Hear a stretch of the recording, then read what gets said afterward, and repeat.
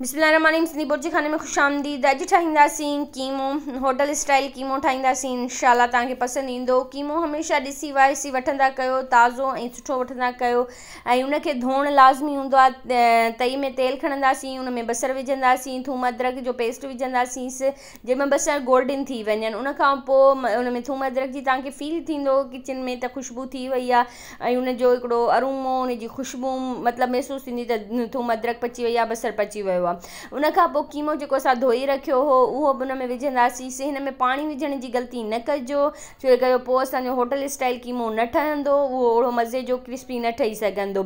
इन जे करे हिनखे पंहिंजे ई पाणीअ में रझण ॾिजोसि। पंहिंजो पाणी ॿुधायांव थी त कीअं पाण ई निकिरंदो।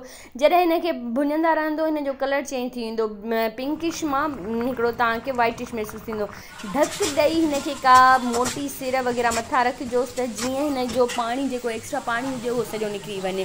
उन खां पोइ जीरो विझंदासीं, हेड विझंदासीं, लूणु विझंदासीं, ॻाढ़ा मिर्च विझंदासीं, कढ़ाई गोश्त मसाला ऐं थोरो ज़र्दे जो रंग विझंदासीं, धाणा सावा मिर्च वग़ैरह इहे सभु विझंदासीं।